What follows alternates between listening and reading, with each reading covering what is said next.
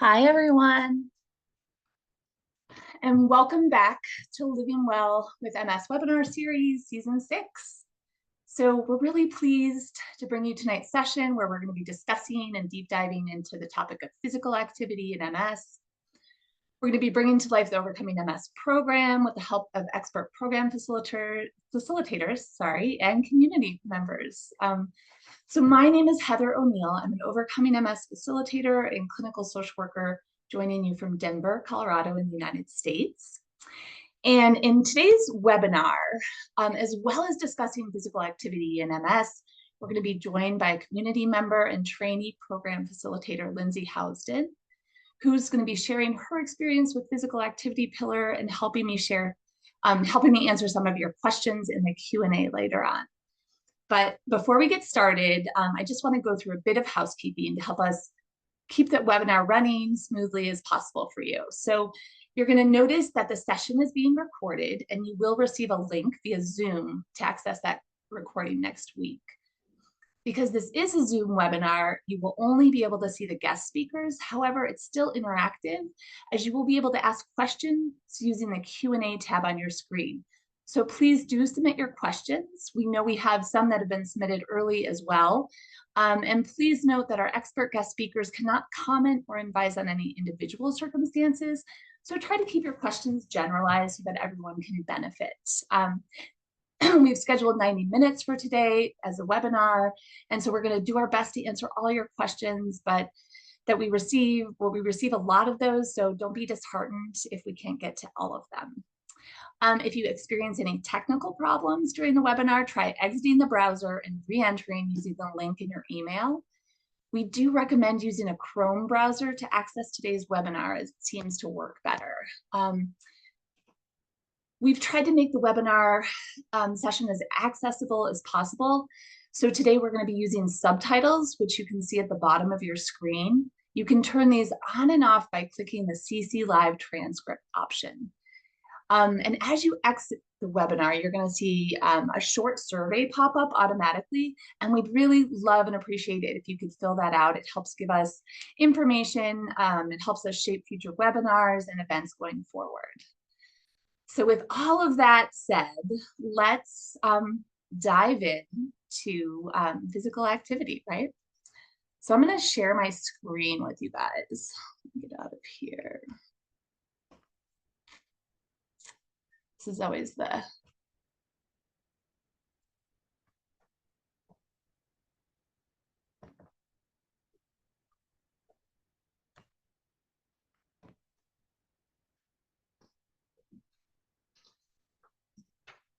all right. So hopefully you guys can all see that.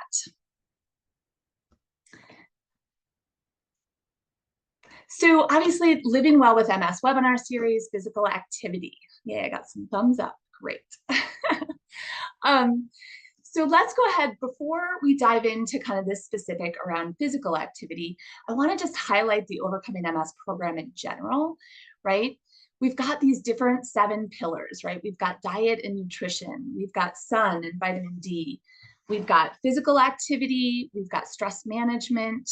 We've got medication if you and your doctor choose that. We've got family health and change your life for life. So obviously this is kind of that whole program, and we're going to deep dive today into physical activity. And before we go any further, I just want to highlight a little bit of a definition. So physical activity and exercise, we're going to kind of be using those interchangeable today, but they're actually 2 different definitions. So physical activity is anything that gets your heart rate above resting, right? So walking up and down the stairs, gardening, doing the dishes, things like that. Exercise, on the other hand, is really a planned, structured, repetitive movement with a fitness goal in mind. So we're going to kind of be talking about both of those, but know that there's a little bit of nuanced difference with the 2. So just a basic overview of what this is going to look like today, of what we're going to be covering. We're going to look at the general benefits of physical activity. We're going to be looking at physical activity and brain health. We're going to look at the recommendations and guidelines from the Overcoming MS program of kind of, so what do I do, right? What are, what's the logistics, right? Let's get down to what we should be doing. Lyndsey is going to talk about her story and share a little bit about physical activity. We're going to have a stretch break, and then we're going to get to the Q&A section today. So all of that, we're going to try to be timely in this 90 minutes. And so I'm going to go ahead and dive into the material. So let's just start. We're going to start with this quote by Kelly McGonigal. It just talks, physical activity influences many brain chemicals, including those that give you energy, alleviate worry, and help you bond with others. It reduces inflammation in the brain. The mind-altering effects of exercise are even embedded in your musculature. So I'm hoping today, as we go through this information, that you're going to get really excited. Maybe some of you on this webinar already do a lot of exercise. Maybe some of you aren't doing as much as you know you should. And I hope that we leave you with a lot of excitement about the why. Like, there's a lot of great science and research around how it impacts our body and how it impacts our brain. And so I'm really hoping that that's what you take away today, is excitement and really kind of a love of like, okay, I want to move forward and I want to do this part of the program. So we start with just kind of how the body works, right? And homeostasis is this constant tweaking to keep us safe and alive. And we tend to think of the body as different organ systems, right? Cardiovascular over there, digestive over there, skeletal over there, as if they were kind of separate things. But in reality, these systems all work together. And they work together to create homeostasis, right? To keep us alive and safe. A good example of this is eating. So eating isn't just the digestive system, right? It involves the muscular system to contract and move the food through the esophagus and stomach. It involves the respiratory system, which stores energy from the food. The circulatory system transports nutrients to different organs. And then the digestive system breaks down the food so the body can absorb it. So many different systems are involved. And these systems communicate via the autonomic nervous system, right? These are the things that are going on that we don't have to think about, like breathing, right? We don't have to think about breathing. It's just happening, right? To keep us safe and alive. And it also they also communicate through the endocrine system, and the skeletal muscle is an endocrine organ. And this matters because it means that muscles can communicate with the rest of the body.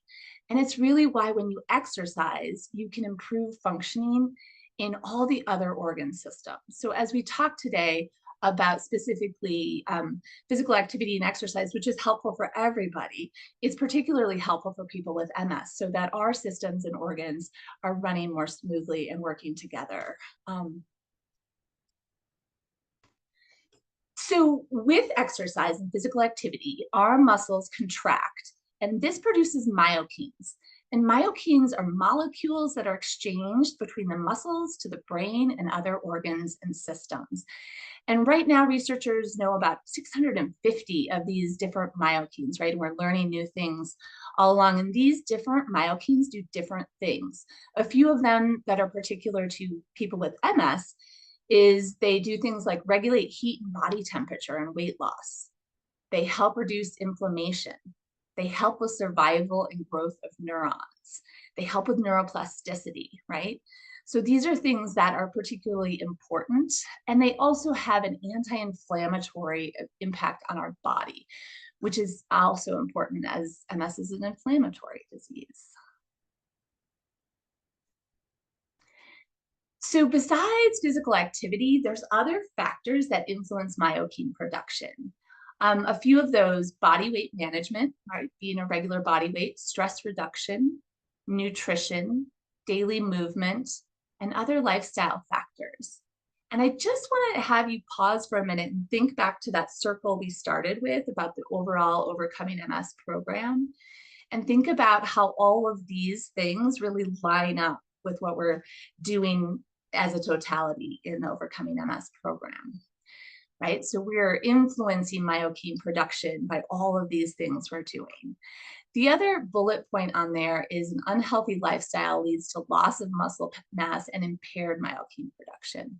So, right, if you don't use it, you lose it. This idea of, keeping track of that as well.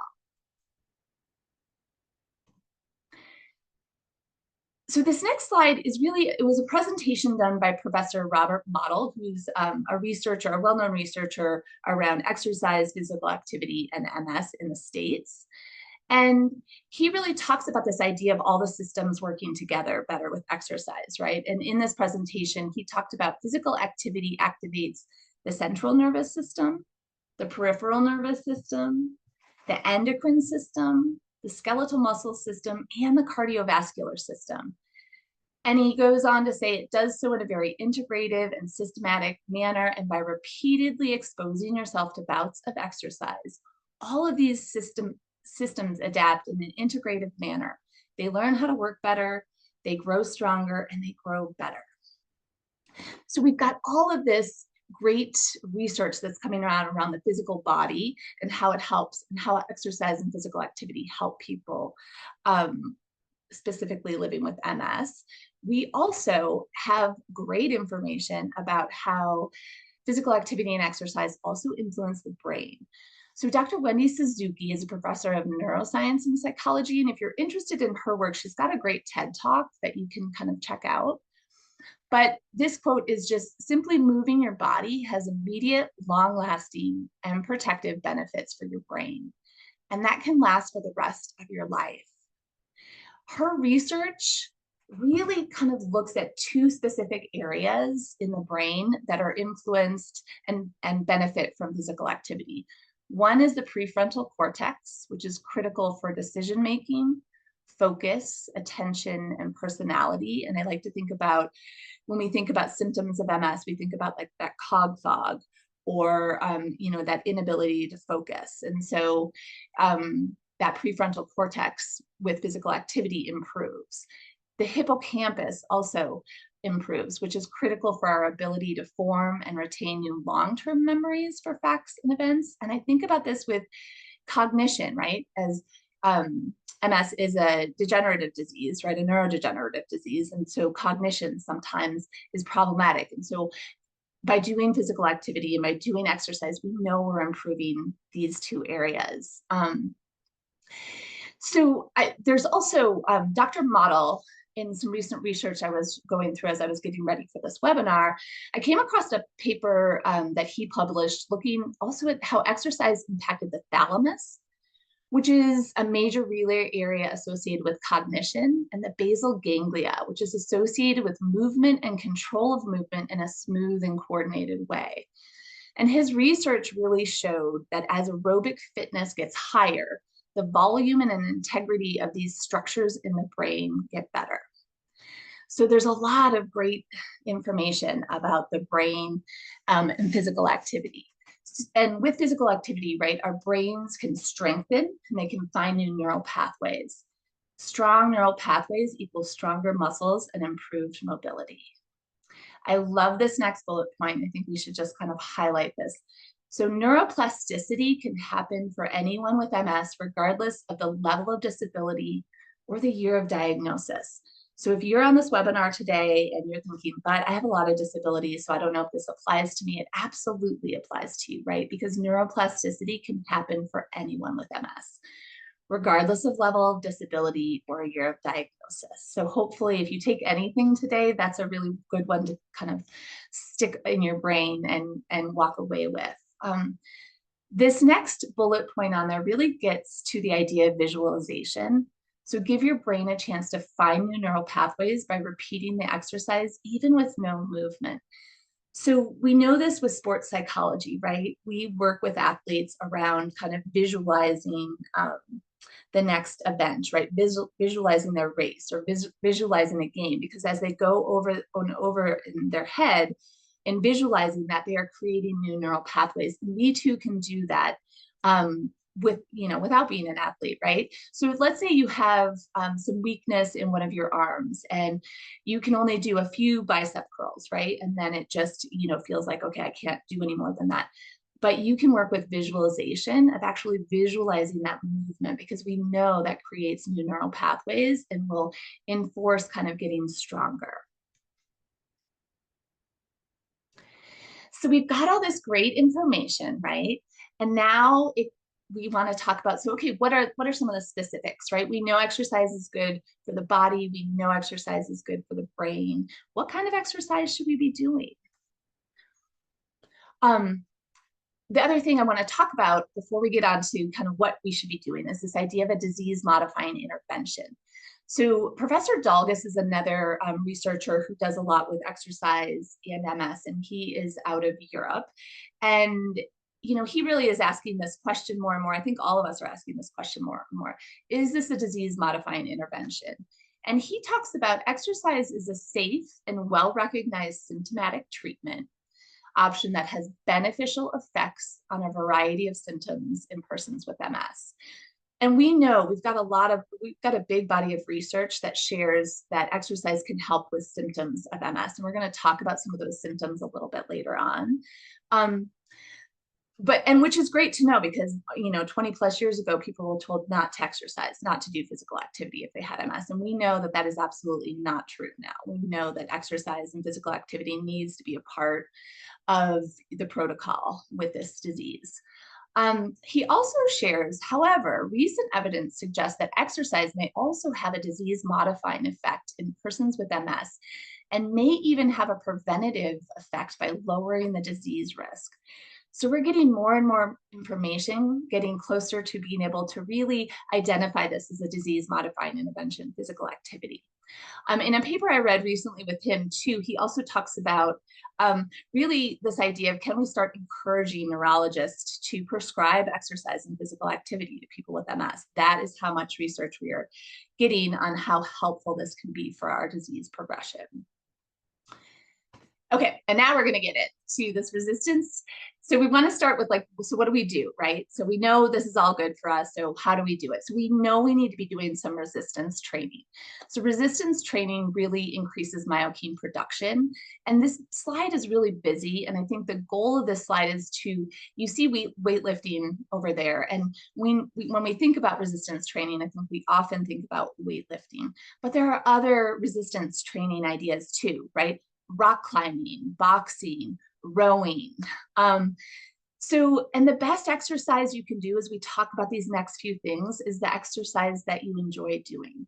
So if you are trying to do something that you're not enjoying, it's unlikely that you're going to be consistent with it. And consistency is really the name of the game in exercise and physical activity.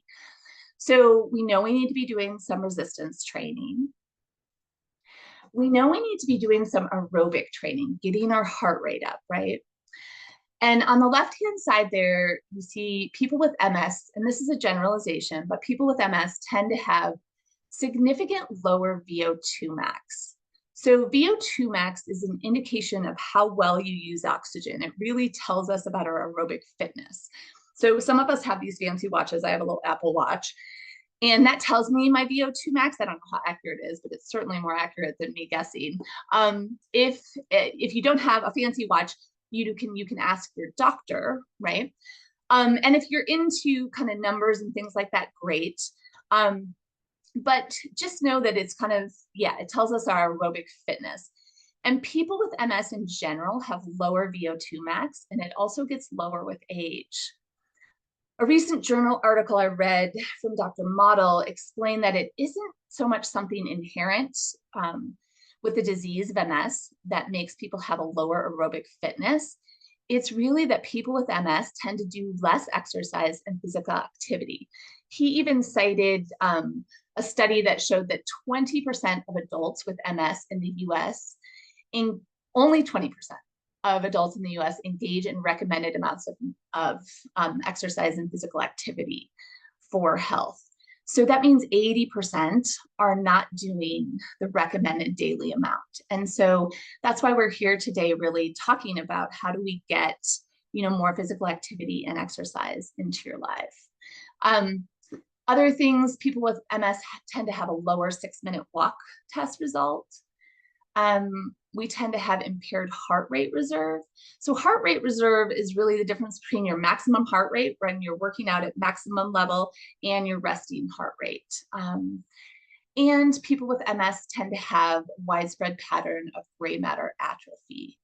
The research that and what research really shows is that by doing physical activity, by doing aerobic training specifically, it really modifies the gray matter areas, especially involved in sensory motor control, visual processing, and cognitive functions, right? Which are all very significant for people living with MS.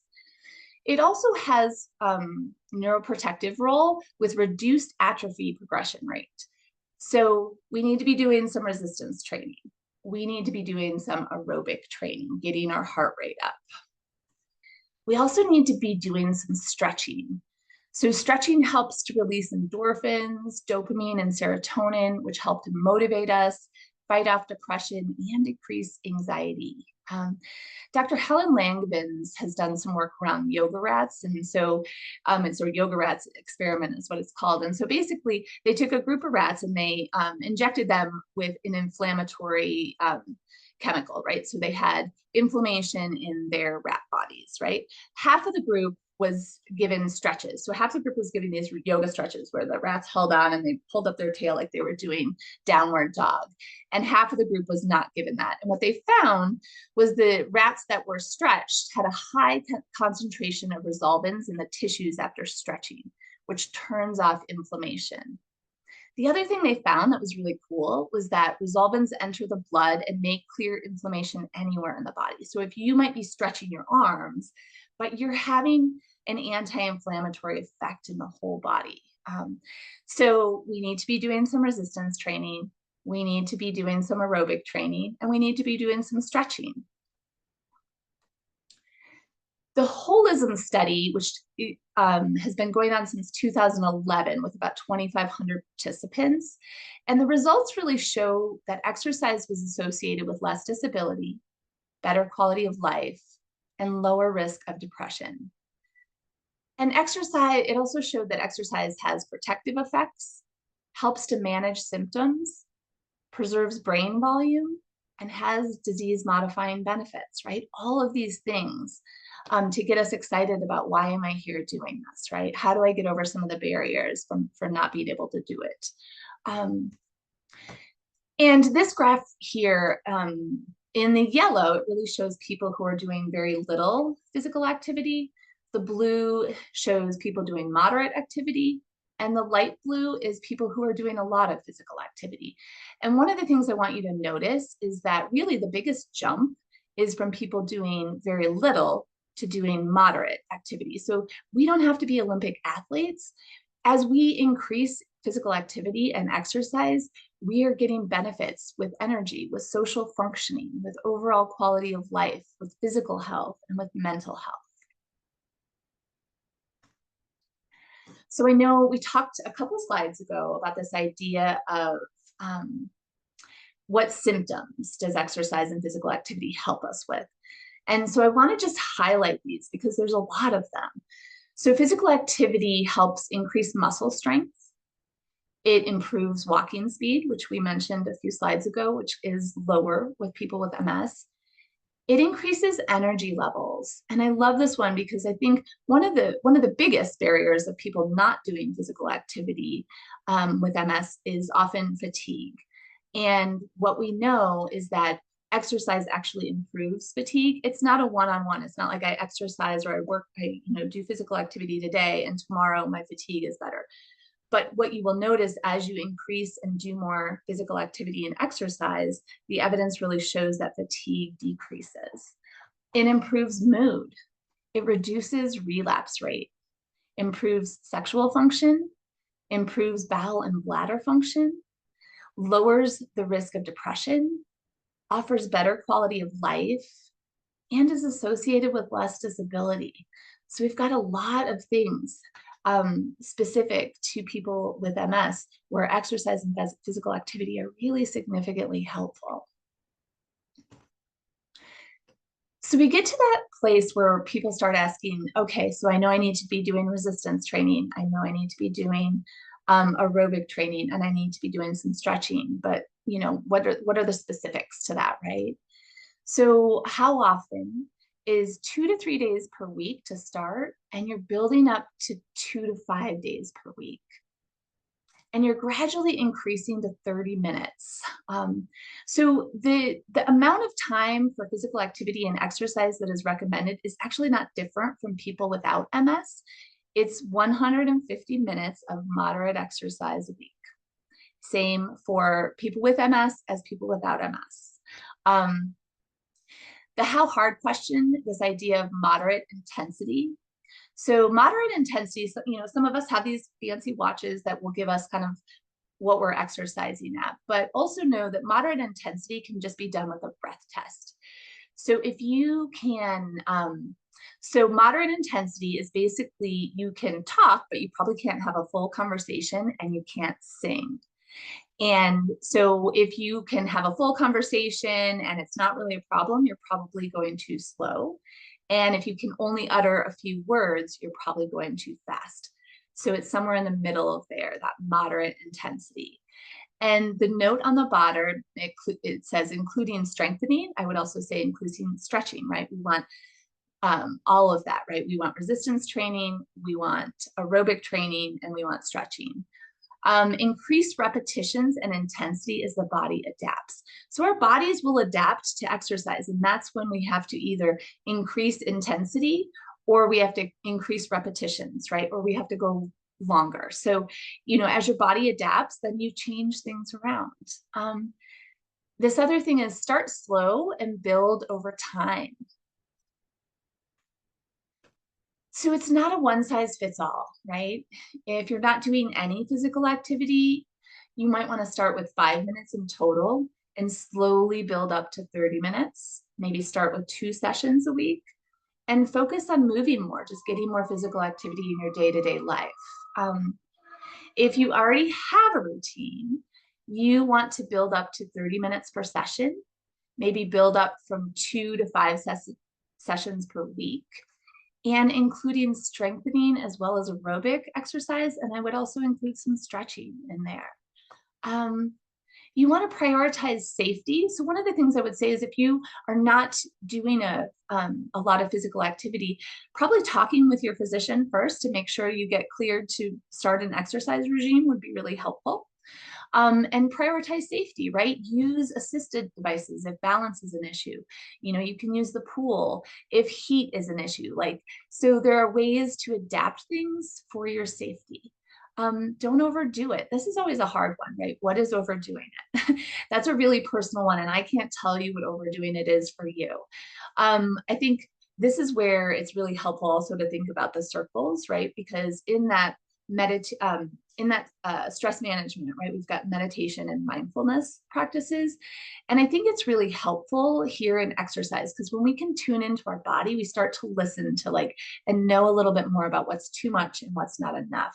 And the more you get comfortable with that, the easier you'll be able to, know and okay, I absolutely overdid it. I need to kind of scale back a little bit. And then the final thing on there, it talks about focus on regularity and progression. So consistency, right? This is not oh, I do this once and then I don't work out or I don't do any exercise for a month. It's doing something consistently over time is how you're going to see the benefits of this. So Dr. Gretchen Hawley from the MSing link, she talks about this idea of 6 out of 10.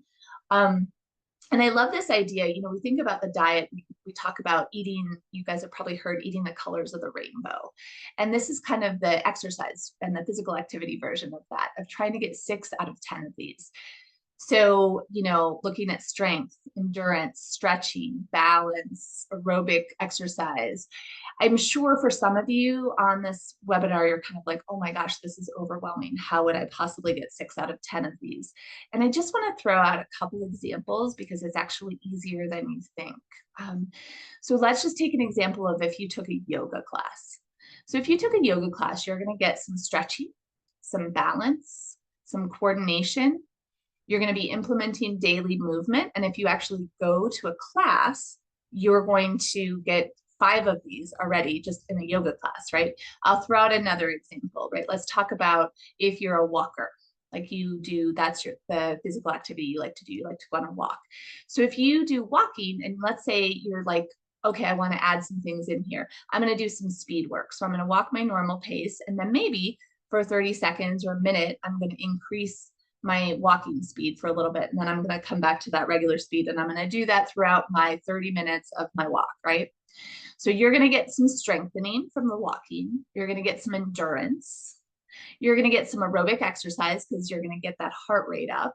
You're going to get some speed work, and you're going to get some implementing daily movement.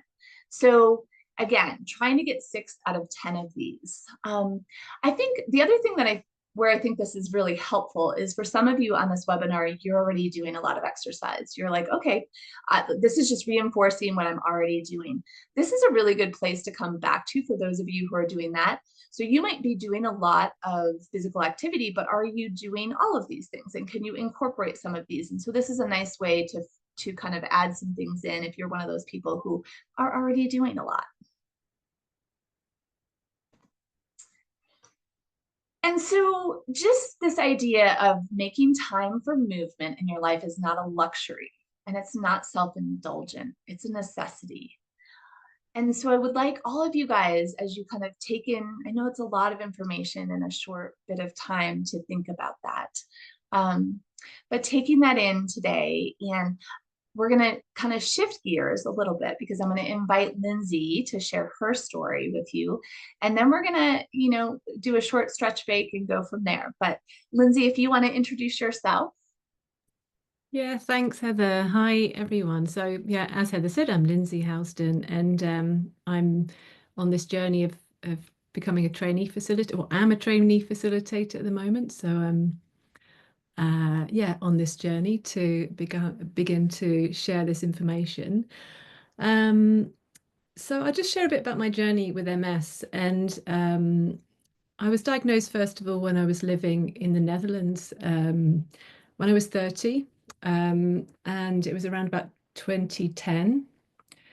And, I think at the time, as you may also, if you've had a chance to speak to other people with MS, you might notice some similarities in the timing of your diagnosis, that there may be a significant life event that happens around about that time. So increased stress levels. The Netherlands is not particularly known for its sunny environment, so probably some low vitamin D levels, and it's got a very high dairy content in the diet. So anyway, not to blame the Netherlands, but yeah, that was my experience in 2010. I was diagnosed whilst living by myself in a country that without my family around. So of course some isolation there as well, and all of those things. Yeah, it was great and wonderful to find the OMS program. And one of the big kind of light and encouraging aspects to it was the community that is also there, and the people that I've been able to meet since then. So in the context of the physical health and exercise pillar of the OMS program, I would say that at the time of experiencing the diagnosis, that I was probably becoming quite disconnected from my body. I wasn't exercising very much. And, in that way that when you are stressed, you stop to take care of yourself as well as you would do normally. And I think one thing that I found so yoga became quite a big part of my life, I would say, and still is. Something that I absolutely love doing, more so than some of the other exercise that I was doing. You know how it is when you go through the diagnosis process, you're suddenly in a hospital, you're being scanned, and it's all kind of data and technical conversations. And then when I shared my diagnosis with the yoga teacher that I was seeing at the time, he just actually said, "We're going to get through this."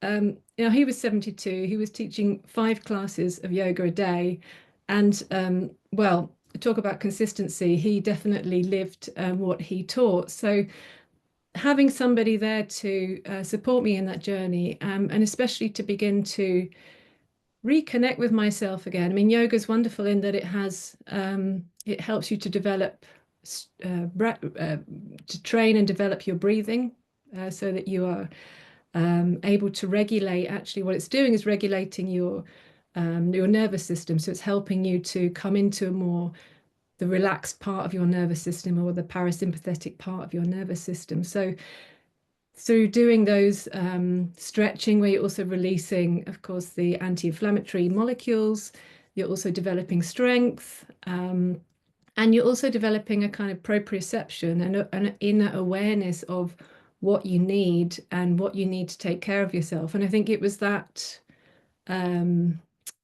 development and understanding that really helped me to make some good decisions regarding my health. And so yeah, that was a kind of major part of my journey, I would say. And since then, I've become a yoga teacher myself, and also like to share my practice, and also work towards chair yoga and assisted yoga practices as well. Yeah, so I think that's really my journey with MS, and certainly since connecting with the OMS community, I think back in 2015. So it took me about 5 years to find OMS. It was actually through this book, the Overcoming MS Handbook. Well, the first version actually. I highly recommend getting a copy. It's quite dense. It's full of lots of practical and scientific and research and evidence-based research. So it's really a great one to sort of look through and also look at other people's experiences. So when I found them and I joined the retreat recently, well, twice now, it was the first time that I'd met other people with MS. When I was initially diagnosed, the advice in a way was maybe it's best not to meet other people with MS. You might become worried. So, well, I've got a chronic disease that is completely, you can't make any predictions about it. What's more to be worried about? Let's just meet people and exchange. So that's what I really loved about the OMS community. It was the first time that you could really let your guard drop, and you could really share your experiences and hear how people build in exercise during the week, how they deal with fatigue, how they deal with disclosure of their condition to their workplace, how they deal with adapting their life as the disease changes or takes different progression. So yeah, it's been a wonderful journey to become part of this community and to learn more about certainly the research and the evidence around the program, which keeps becoming deeper and deeper. So thank you. That's my journey. Heather, I would love to hand back over to you. It's also my first webinar, so used to speaking to with more interaction. So yeah. Thanks, Lyndsey. I'll be back for the Q&A a bit later. Oh, thanks for the hearts. That's cute. So we're going to do, because we're talking about physical activity, we're going to do a little stretch break. And I heard a recent thing, and it was called exercise snacks. And I love this idea. So we're going to do a little exercise snack, right? A little short thing. So if you are able to stand up and kind of wiggle things out and shake things out, great. If you're not, you can just stay seated, whatever your mobility is, right? And if you, as we do this today, if any of this doesn't feel like you can actually do it because of mobility, I would say this is a good time to practice visualization. Close your eyes and visualize doing it without any movement at all. So let's start by just, if you can, my office is kind of small, so I'm going to try to stay on the screen if I can, but you might lose me a little bit. So we're just going to stand up and kind of shake out the body, right? Shake out the neck, do some wiggles. And then going ahead and sitting back down. And just hand on heart and closing your eyes. I think I mentioned before this idea of bringing some mindfulness into exercise is really helpful because we begin to notice our bodies. So just closing your eyes and just taking a moment to tune in with what's happening with your body today. Not making judgment, right? We come at it from curiosity instead of judgment. Being curious. And then going ahead and opening your eyes. And we're going to start with this thing called the breath of joy is what it's often called. And what it looks like, and then we'll all do it together, is you're going to inhale for a third of the breath, another third of the breath, and a third of the breath, and then so all together, right? And a couple more.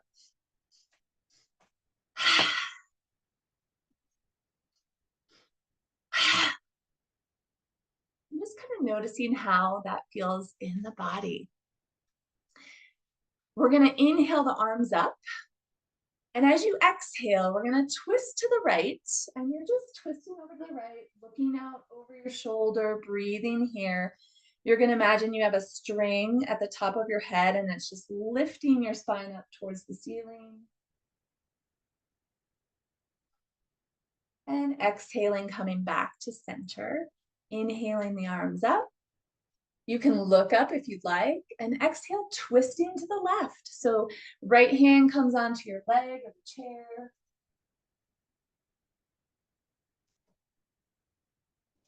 And then inhaling back to center. We're going to inhale those arms up over your head and sneak back here. You're going to take your right hand on your left wrist, and you're just going to reach over to the right. You can look up towards the ceiling. You can look in the center, and you're just breathing here.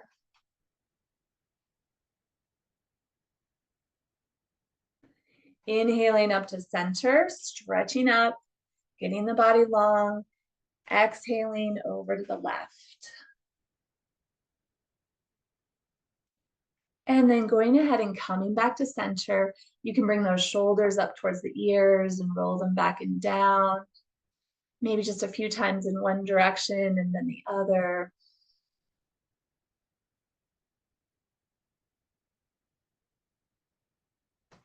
Shaking it out. Last thing we're going to do is just a real quick seated cat-cow. So the hands are going to come onto your knees, and you're inhaling. You're going to imagine that there's a string at your chest, and it's just lifting you up towards the ceiling. And as you exhale, you're rounding your spine like a Halloween cat. Inhaling up. Exhaling down. And 2 more times, inhaling up. Exhaling down. And last time, inhaling up. Exhaling, rounding the spine. And just coming back to center in the same place we started with. I want you just to take your hand on your heart and close your eyes for a moment and just tune in with your body. Just noticing kind of what feels different. Again, coming at this from curiosity, not judgment. So not kind of judging your body or what feels good or what doesn't feel good. Just like, that's interesting, right? That changed. And then going ahead and simply opening your eyes. So we're going to move into the Q&A portion of this because we want to have enough time to get to all of your great questions. So Lyndsey and I are both going to be on board. And let's see. I'm going to try to pull this up.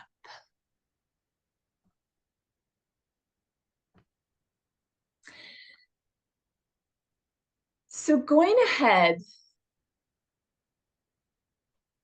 I'm going to go ahead and read out loud the first question and answer it. So the question that was submitted was, I have checked out a number of programs like the MS Workout and the MS Link to see if there's something I can do or should be doing to prevent progression. I work out 5 to 6 days a week and do HIIT, which is high intensity interval training for those of you who don't know, yoga and hiking. Is there anything I can add to my current routine that would be helpful? So first and foremost, I would just say congratulations, right? You are doing a lot of physical activity and exercise. You're really hitting those numbers, right, that we talked about today. The only thing that I would say, and again, I don't know what exactly you're doing, but maybe possibly adding some strength in there, and maybe you're already doing that. Sometimes with high interval intensity training, there is some strength training in there, but if you're not, that might be an area that you could do a little additional work in. And the other thing I would say is that last slide we did in the presentation about the 6 out of 10 with Dr. Gretchen Hawley, that might be a really good place to come back to and say, okay, am I doing all of these things? And is there a way that I can incorporate a few more of these into my practice? But I would say, way to go. You're actually doing a great job.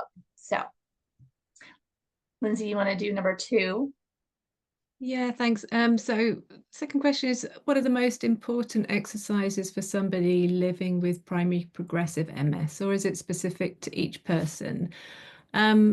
Oftentimes it will be specific to each person because of the many different differences that we all experience and will be dealing with. I think it can help to have a specific personal trainer, of course, especially if you're new to exercise. Things like chair yoga, Tai Chi, chair yoga, where you might, you have the benefit of having the support of the chair if you're building confidence. And things like swimming as well, where you also have the buoyancy of the water and in the enjoyment of the water to support you in that. Heather, is there anything you want to add into that? No, the only thing I would add, maybe just this idea of it really, there is not necessarily any specific physical activity or exercise that's different for primary progressive. It, again, depending on your disability and what assistance you need, that's really the shift there, but it's not like there's different exercises. Yeah, one thing I did want to mention is Phil Startin, who's one of the OMS facilitators and is leading on the mindfulness and stress reduction pillar of the program. You'll see him probably on many OMS webinars and things. I was discussing this with him, and he said he personally really likes the MS Gym, which is an online a website you can visit. And again, the missing link and Dr. Gretchen, she has some fantastic resources online and talks a lot about exercises for people who are in a progressive stage of MS. The only other thing that I'd add in there around this question is that idea, is it specific to each person? In an ideal world, all of our exercise programs would be specific to us, because what my body looks like and what weakness, where my weaknesses are different than yours and are different than Lyndsey's, and et cetera, et cetera. So in an ideal world, we'd all be getting this like personalized training program. And so I would say, if you have access to that, if that's something that's financially affordable to you, or it's something you can access, it is really helpful to have someone give you a personalized routine and kind of look at where maybe you need specifics, whether you have primary progressive or any other kind of MS. So I just throw that in there as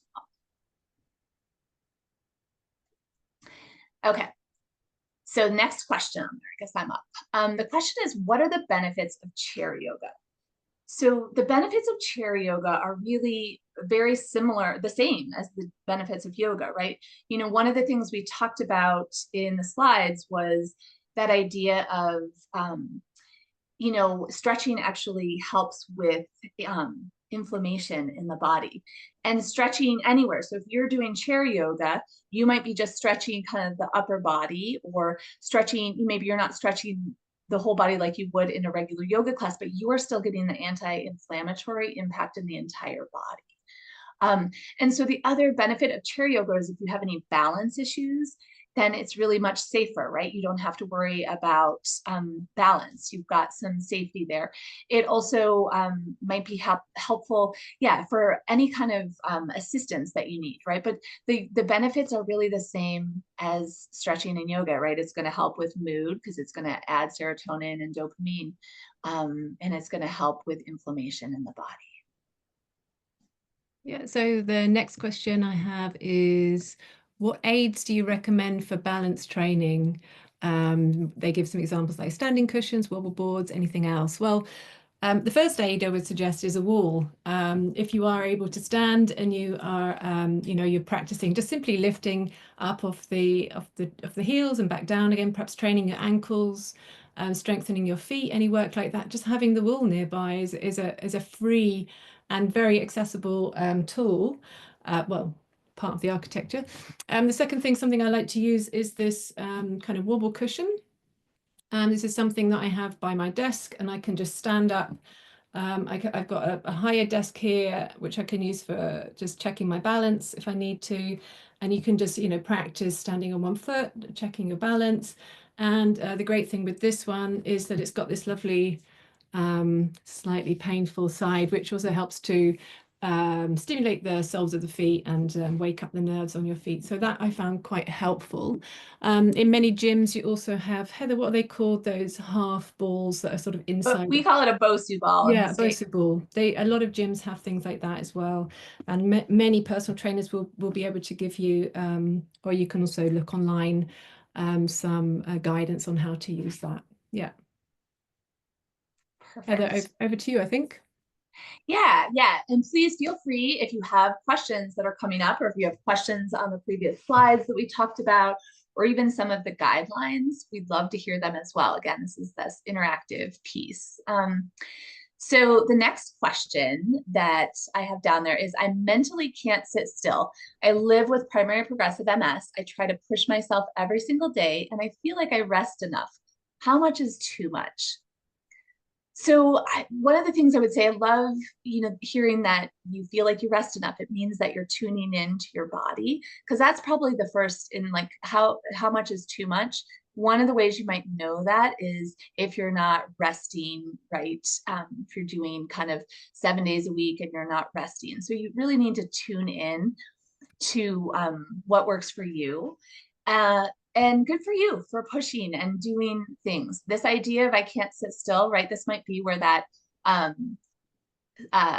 mindfulness and meditation comes in, of like pulling some of that into some of the work that you're doing with physical activity. That might mean like bringing some yoga in. So you're maybe helping your mind to kind of slow down a little bit, and that parasympathetic nervous system fill in. But how much is too much?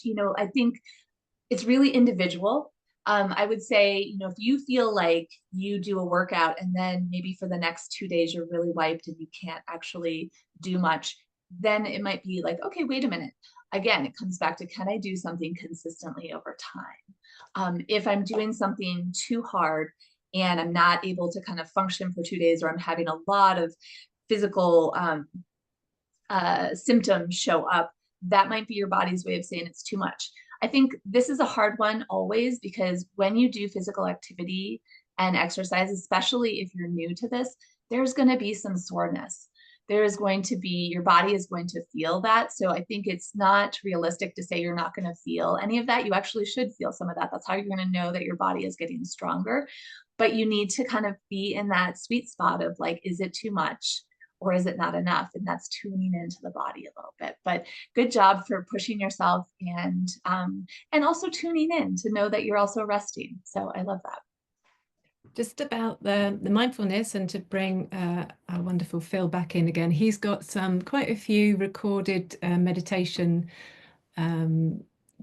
sessions from 10 minutes to 20 minutes to 30 minutes. I think they're available. There's certainly a few things available on the OMS website and the Live Well Hub. So if you're curious and you want to step into it, but maybe not sign up for an 8-week course, then there's plenty of resources there. Yeah, nice. There's lots of overlaps between the physical health and the mindfulness part of Yeah, especially when you come to that idea, am I doing not enough or too much? It's like really learning to tune into your body is really helpful. So I've got this next question. I want to get my teenage girls interested in something fun so I can work out, but also share the experience with them. Something like Zumba. Any advice how I can convince them?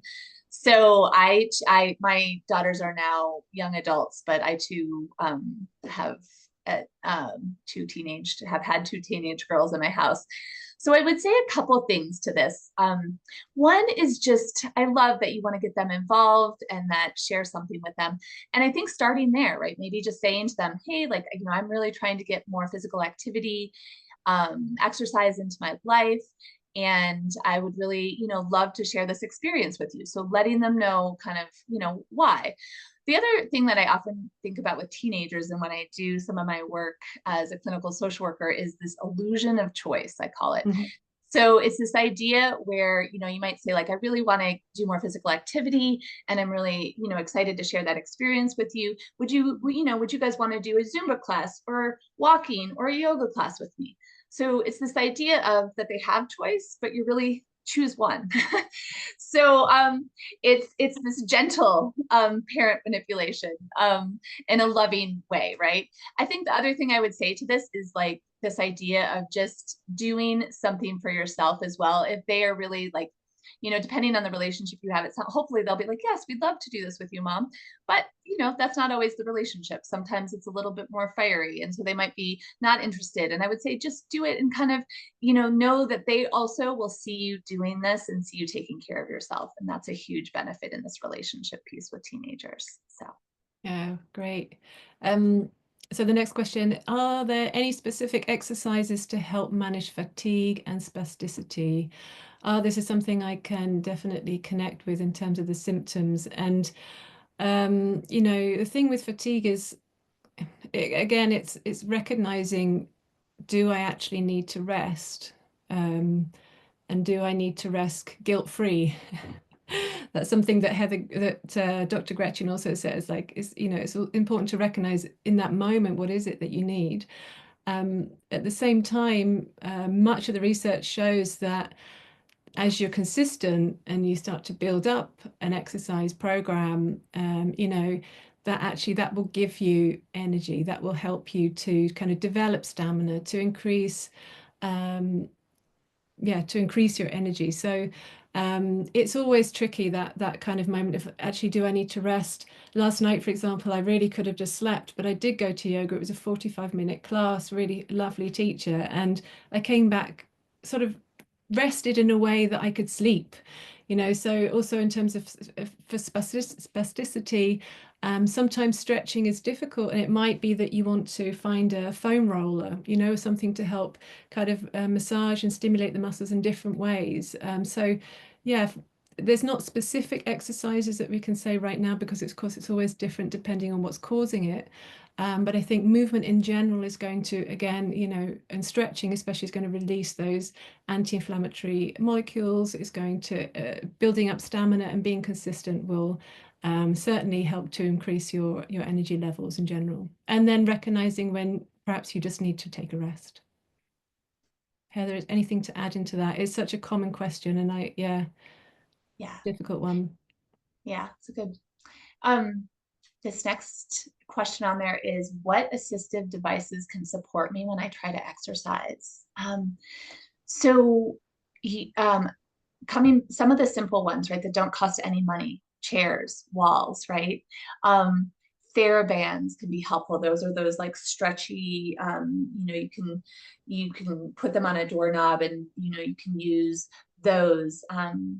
Hand cycle, right? A hand cycle uses arms. It's like a three-wheel bike, and it allows you to kind of safely buckle in and use your hands to pedal and steer. Are there other things, Lyndsey, that you have? I mean, not assistive devices as such, but swimming pools can also be great, because you have the whole Oh, yeah. support of the body. And it might be that you want to, have somebody there to assist you or to help you get in and out of the pool. And also, sometimes you have these resistive, even just many swimming pools have foam supports there to help keep you afloat, or to use as resistance uh, supports. So, yeah. Yeah, perfect. Oh, it's me again. Any free at home programs, as I don't have the resources or ability to go to the gym? Yeah, great question. The OMS website and the Living Well Hub, or the Living Well Hub, both of those have loads and loads of short videos, many of them from Veronique, who's the expert advisor in health, physical exercise. So you can find tons of different examples on there. There's also the missing link classes with Dr. Gretchen and Patricia Hawley, also on our OMS website. Yeah, so you can I would certainly start with that because there's so many different MS specific exercise courses. You might find one that you really like, and that's just the one that you go back to. You know, there is a lot to choose from. So yeah, just picking one or two and trying those for a few weeks and see how you get on. Yeah, the MS gym, I think you mentioned earlier, Yeah. Lyndsey, that's also another one. One of the things in the United States is yoga with Adriene, which is a free online yoga. Um, she doesn't necessarily do adaptive yoga, but you can adapt it, and she does a great job. And again, those are very accessible. Yeah, Heather, over to you. Yes, over to me. So the Again. next question on there is, what should I look out for when choosing a physical therapist? Do they need to work specifically with people living with MS, or will any be okay? What, how I would answer this one is, if you have access to a physical therapist that specializes in MS, I would absolutely try to do that. And for good reason, right? People that kind of know how the disease shows up and kind of know the specifics to the body. So absolutely, yes. But for some of us, that's not an option, right? We might live in an area where that's not available to us. We might not have access to somebody who, has specialized training in MS. So physically, if that's true, going to a physical therapist that doesn't have that is also okay. I would talk with them, right? Connect with them just like any other provider, right? The relationship you have with a person is significant. So, and most physical therapists, they have a really good, sense of the body. So they're going to be able to work with you if you say, okay, this is what I'm dealing with. I'm dealing with spasticity. But again, if you have access to somebody that specializes with MS, I would absolutely try to get someone who specializes with MS. And I have this next question as well. So this next question that was sent in was, I read that exercise promotes neuroplasticity in MS. Is that true? Yes, yes, and yes. Hopefully you guys can go back to that idea of, how yoga or how physical activity and exercise impacts the brain. Because yes, we are creating new neural pathways, we are creating neuroplasticity. Absolutely. Yeah, just to also mention that if you want to sort of keep learning more about neuroplasticity, there's a really great webinar with Dr. Gretchen on the OMS website. So yeah, you can dig back into that. And another thing that she says in relation to when you're beginning out with exercises, she says it's so important that you're basing your success not on the amount of movement that you're making, but the amount of effort that you put in. And I think I have to remind myself that as well when I'm feeling a bit disappointed or I'm not able to do what I used to do. It's sort of like, yeah, I made the effort, and that's actually, that's the point of keeping that consistency and reminding yourself. Yeah. Nice. All So we've got right. some So live questions, I think. yeah, we're moving on to Yeah. some live questions. So that first question is, what is HIIT in detail? So, and Lyndsey and you and I can kind of piggyback this. So HIIT stands for high intensity interval training. And it's really where you get your heart rate up to a pretty high level for a short period of time, and then you bring it down and you get it back up again and you bring it down. Oftentimes, it's usually done in kind of a class format where you might be, and sometimes there's weights involved with that, and sometimes there's not. Sometimes it's just aerobic fitness, but it really is is targeting aerobic fitness, right? It's trying to get your aerobic fitness up, which we talked about is an area that all of us with living with MS, need to be focusing on, right? We need to be doing more kind of aerobic exercise. So this is one way. Another thing for people with MS is it can be helpful because you have the high intensity, but then so if you have issues with heat, sometimes this is an exercise that can be helpful because you get your heart rate up, but then you bring it down. You get it up and you bring it down. So there's a little bit of back and forth. I don't know if you have anything to add to that, Lyndsey. No, that sounds great. Yeah. The next question is Pilates specific. So what about Pilates, body resistance versus weights and bands? I think the question is one better than the other? I wouldn't, is that, yeah, I mean, depends. it depends what you've got access to, and it depends, yeah, I would say, I suppose if you've got the resistance, are we talking about the bands or just also the machines? Um, I wouldn't say there's too much difference because they're dealing with resistance training in both cases, and it depends what you have access to. Heather, do you have any extra thoughts on that? Yeah, I mean, so some of this, right, comes back to what do you have access to, right? So if you have access to going into a Pilates studio and working with the machines, great. If you have access to things, in the house and that it works for you, great. But if you don't have access to anything, doing body resistance is also great, right? This idea of just, we want to be doing more physical activity in whatever capacity. So I always think, let's not shut things down because we don't have the equipment. Let's try to figure out a way to move our bodies, even if we don't have access to that. So that's probably how I would answer that. Mm. Okay, so next question on there. Is it true that we should avoid exercise with high impact, such as jumping and running? Whew. So I have not heard this. um, I mean, one of the things that I do is I actually am a runner. That is the exercise that I like to do. I don't think there's any necessarily exercise specific that we need to avoid with MS. It's depending on you. If running and jumping does not work for your body, then let's figure out how high impact exercise does not work for your body or does not work for sometimes, right, there's heat tolerance that can be a barrier. So that might be a place where, but I don't think it's necessarily specific to MS. I don't think it's like, wow, we can't, you shouldn't do high impact. I think that really is unique to you as an individual. If high impact doesn't work for you, figuring out what does work. Again, I think I mentioned in the slides before, doing exercise that you enjoy is kind of critical. We want this to be kind of a lifestyle change, not something you do and stop doing.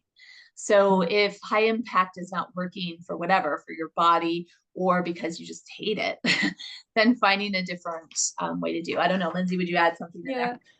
No, I totally agree. And in terms of running, if there's something that you're starting to do and yeah, whenever I try to go for a run, I quite often end up going for a walk and then running a bit. But there's this great app called Couch to 5K. Probably a lot of you have heard of it. And it's just, you've got someone in your ear who's sort of your coach and then is kind of talking you through the program. And it's a nice way to kind of build up your stamina with that. Yeah, that you don't feel exhausted after kind of overdoing it. So please, can you give some ideas to increase heart rate for someone who has very limited mobility?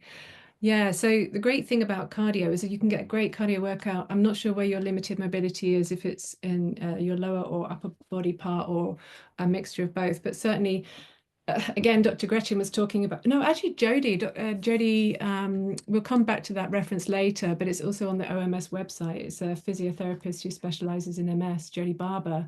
She was explaining that she works with a patient who has very limited mobility, but has mobility in one of their arms, and they're able to get a decent workout, raise the heart rate by just working with one arm. So it's really how can you find ways of increasing the heart rate, and you can do that really well with the upper body. Yeah, similarly with one or both legs. So I would say in your case, if possible, yeah, finding a physiotherapist. I'm not sure if you're based in the UK, but I would imagine you can get access to a physiotherapist. At least I'm in North Somerset, I would be able to do that. Yeah, so yes, there's absolutely ways you can do that. And great question. Thanks for bringing that up. Yeah, I think that question comes up a lot, and that is actually one of the places I would encourage people. If you have a lot of mobility issues, seeing a physical therapist to help you, like, okay, what can I do? Because it will really give you some ideas about what your body can and can't do, which we won't be able to answer on a kind of collective webinar. So yeah. Okay, next question. Yeah. What do you do to assist with mental health when exercising and recognizing that you are no longer capable of what you once considered normal movement? Yeah, this is a good one. So my background, I'm a therapist. That's what I do in my work. And so I often work with people on this idea of what's the new normal? And there is a grief and loss process to it, right? There's a sense of like, I need to grieve maybe what I once was able to do, and I have to step into like what I can do now. And so what we do know actually about exercise is exercise and physical activity really, really help with mental health. So I think in general, as you're doing more physical activity, you're going to, we're going to have less depression. There's going to be less anxiety.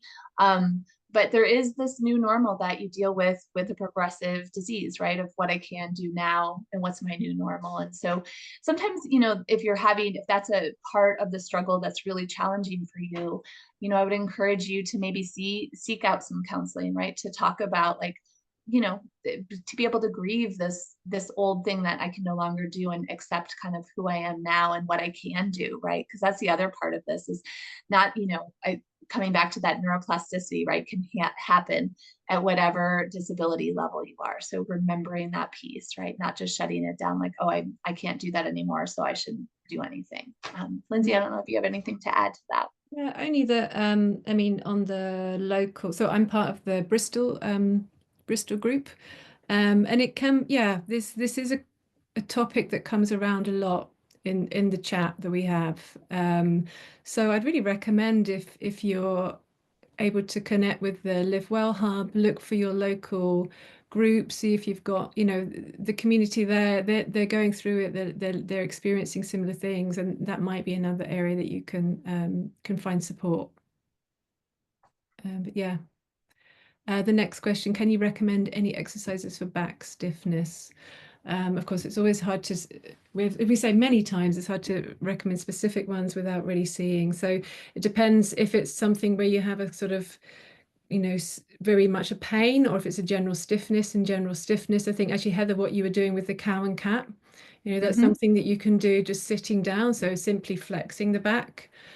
Forwards and backwards, starting off really slowly, trying to connect your breath with it, noticing the expansion of the rib cage, etc., because that's also working towards the lungs will be also moving towards your spine as well. Even things like if you have the option if you have a spongy yoga mat, right? So you can go onto the yoga mat and just rocking side to side ways to kind of self massage. So any kind of low intensity mobility and some massage there that gets the vertebrae moving and as regularly as possible. So, sitting down a lot, of course, can just increase stiffness. So just getting up and trying to walk regularly, preferably outside where possible, walk or get some ability to be moving outside. Yeah. Heather, do you think you want to, I mean, I would say generally if you have really, chronic back pain, then again, it's about sort of seeking a specialist and someone to help with you. But, generally speaking with stiffness, it's about getting those joints moving Yeah, that's pedal and sort of movement, like warming that. them up. I just, Take maybe rubbing some magnesium oil onto that, getting if you've got someone to do that for you is even better. But yeah, that's another story. Heather, over to you. okay. Can exercise aggravate night spasms, for example, when preparing to go to sleep? So this is a good question.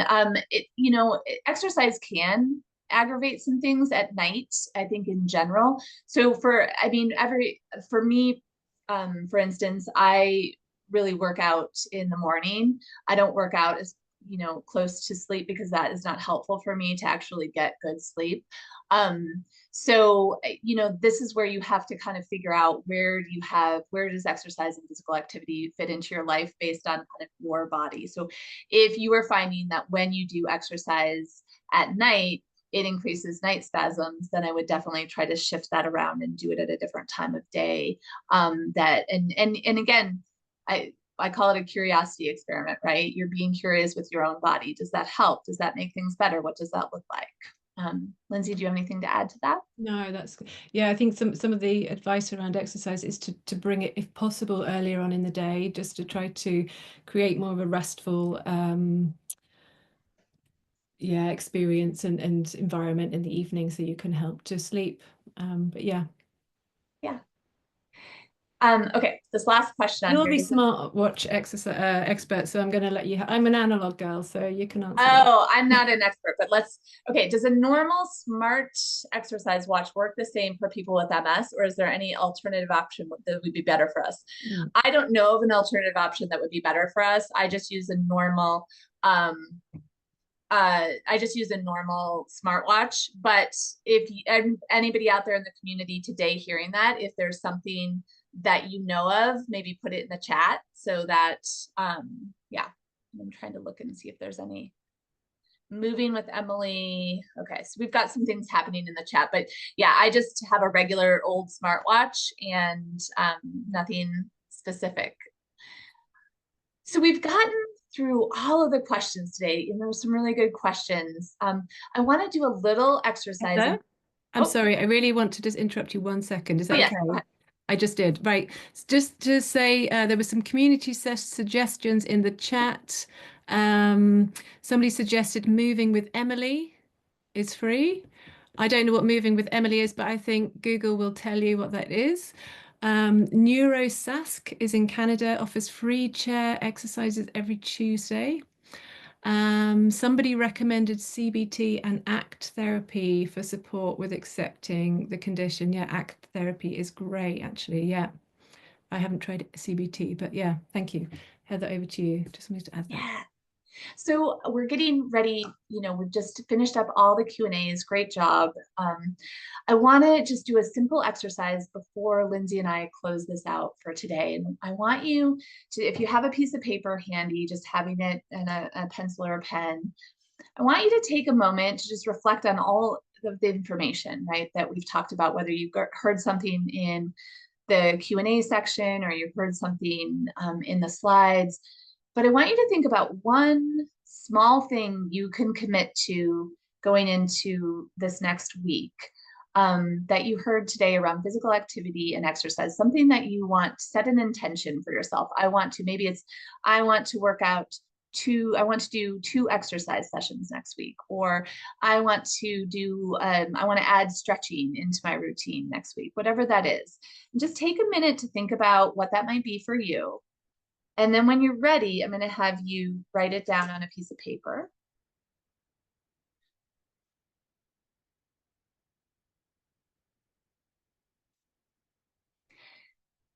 And then the last thing, you have it written down on a piece of paper. The last thing I want to ask you guys to do is, after this webinar gets done sometime today, I want you to share that out loud with someone. Maybe it's a family member, maybe it's a friend, coworker, child, somebody, because we know, the research really shows that if we, set an intention and we write it down and we say it out loud to someone, we're more likely to follow through with it. So kind of taking this today, and I'm going to let Lyndsey kind of share some future things going on, and then we'll kind of wrap things up for today. Yeah. So, yeah, let me.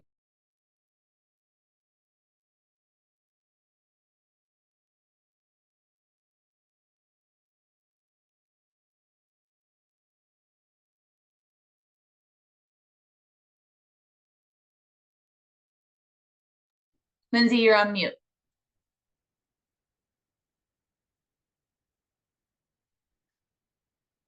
Lyndsey, you're muted. I'm not. Okay. You I'm were. a trainee. Now I'm allowed to do that. Okay, so upcoming events, I'll just get to the point. We have an amazing event coming up on the 15th of November, which is going to be a Living Well live event which will be a chance for you to ask all your questions about MS and healthy lifestyle choices. Well, I can fill the 90 minutes now. So if you can find all the information on live. The tickets have just gone live, and there are quite a few, but limited early bird tickets. So feel free to check out now that event. If you're curious if you have any questions, there is also a webinar that Jake put out yesterday which answered lots of questions. And one of the great things that they're doing, which I think is fantastic, is that they're making some personal assistance available for people who would be coming by themselves but would need somebody to assist them during the event. So do check out that program.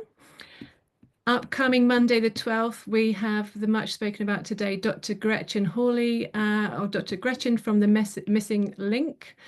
She's going to be doing a physical exercise class on the 12th of May. And if you're really up for a challenge, in exactly 1 month from today in Wales, you can join the fundraising challenge, which is a Snowdown Sunrise event on the 7th of June in Wales. So if you want to join that fundraising event at the last minute and you happen to be nearby, you can go and find that information on the website. Other useful resources which you might find interesting. We talked today about Jodie Barber, who is an NHS physiotherapist, and she's been working for 30 years supporting people with chronic conditions. She's worked a lot with people with MS, and she has, it was just actually about a month ago that she did a webinar, and that is now available on the OMS resources. So you can, and Jake will be sending a bunch of links also on Monday, so you can check out all of these there. So yeah, enjoy the Live Well Hub. Sign up, find your local community, and Heather, over to you for the last words. All right. We just a big thank you to Lyndsey for joining me today. We hope you enjoyed it. And just as a reminder, you're going to receive access to the recording via Zoom next week. Thanks to Jake, who's been behind the scenes in the background, kind of supporting the questions. We'll be back with another webinar on the 9th of July, this time focusing on the Overcoming MS diet with program facilitators Karen Lee and Ingrid Adelsberger. And registration for this webinar will be open soon. So don't forget to follow the Overcoming MS on our social media platform and check back in the website. And finally, just as a reminder, you're gonna get a short pop-up survey after this webinar, and let us know your feedback as it helps to shape future events and webinars going forward. So thanks, it was great to see everyone. Bye. Thanks. Bye. See you at Live Well Live. It's also hybrid, by the way. Oh.